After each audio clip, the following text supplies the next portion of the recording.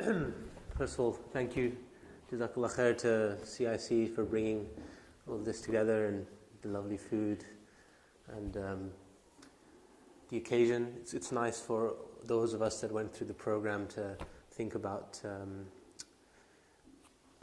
the journey. And I think when you're going through it, it's very intense and you don't really think about it, how much of an achievement it is. But now that people are talking about how much we actually had time we had to put in, I'm reflecting on it. And alhamdulillah, all of us that went through the program, it's I think everyone should be very proud of themselves.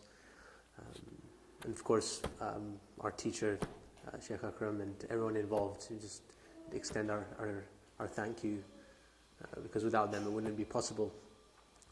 So, Bismillah ar-Rahman ar-Rahim. So I wanted to talk about, from akhlaq, mashallah, talked very nicely about the benefits of studying Arabic, the field of Arabic, and the importance to our religion. What I wanted to discuss to some extent is what benefits I got from my studies, even outside of that field itself. So obviously, people can talk. We've had the discussion about how it helps, the help it can give you in understanding a religion, in understanding the Quran. But I feel there's also benefits, external benefits, that I gained from the program, which helped me in other aspects of my life. And I just wanted to talk about that. So on one hand, I think studying Arabic to the depth that we studied with Sheikh Akram over these 2 years, it helped me become a lot more analytical. It helped me appreciate language in general. And I think nowadays in society, and this has been alluded to, we are very shallow when it comes to thinking about our use of language, and whether you can also look at social media. For example, now people like to express themselves in 140 characters, and meanings often get lost in translation. But the experience that we had in this program was very different, and we would go. When you study Arabic, you're analyzing each word in its entirety and how it fits into sentences. And that process in itself, I think, is very helpful for helping you appreciate the nuances of language and helping you become a deeper thinker. And this is something, even I think in the Western tradition, was recognized until maybe 100 years ago. The study of Greek and Latin were a very major part of the curriculum, and the study of the classics in general, studying of the ancient traditions of the Western tradition, was a very important part of their education.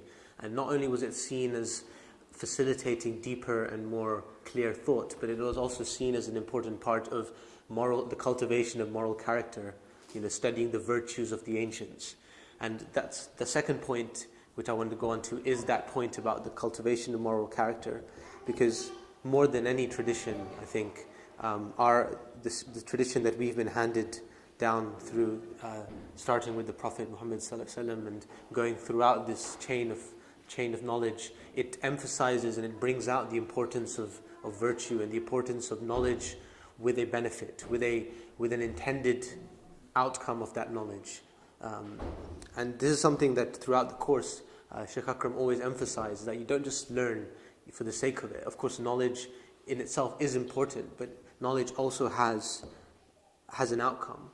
And in a time when we are pretty much, the education system is geared towards skills training for particular employment, particular jobs, I think often now we miss out on the aspect of education that is to do with cultivation of the moral character.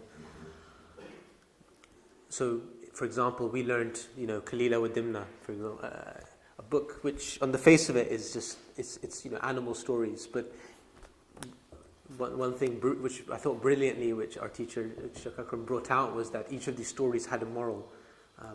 And stories in themselves, when you tell people about morals, it doesn't have the same impact. But when you tell them in the form of stories, that sticks with you. And I think it's that kind of immersion in this tradition that was incredibly, I think, beneficial for my own development, and my own moral character.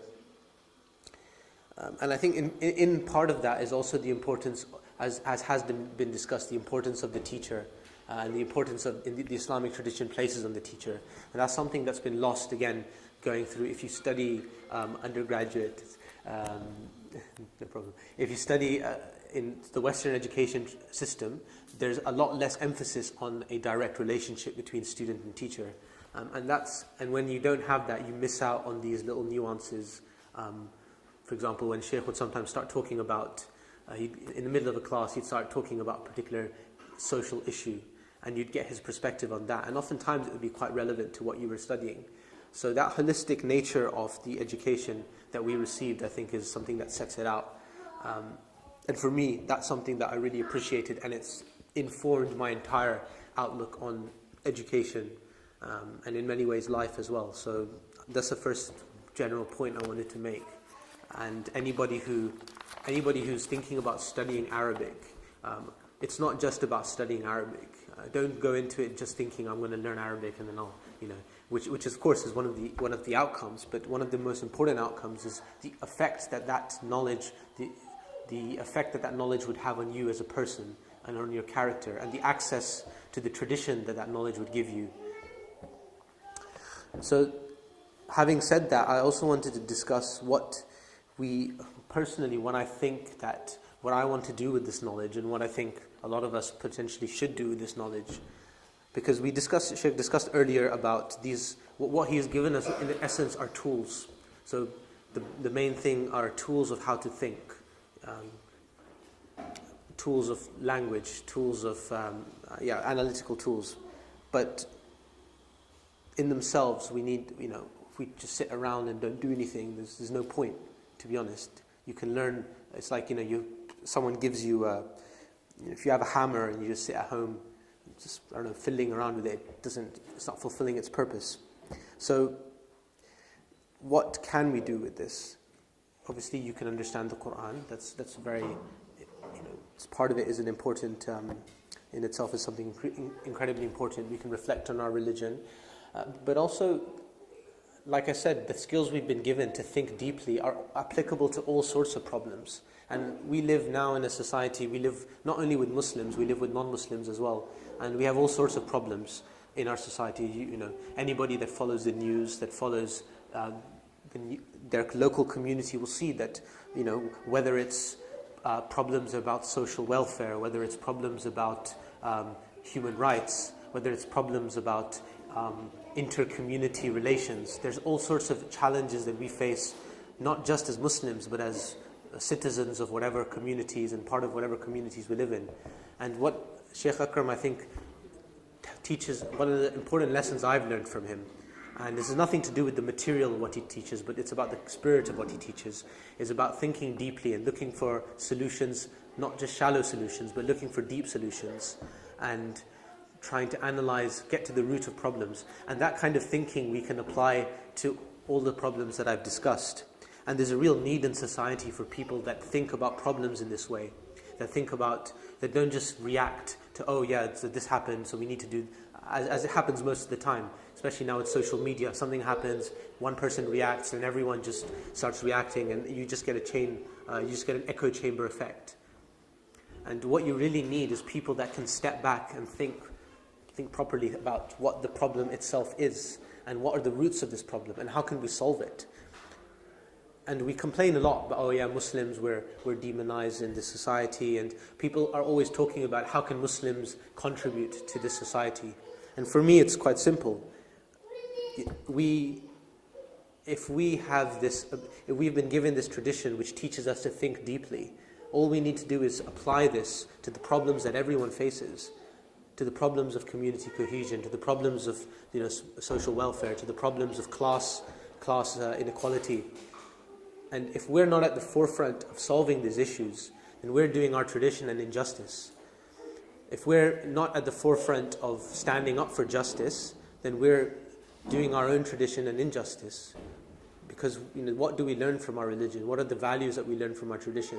We learn some of the core principles that we learn are justice, steadfastness in the face of adversity.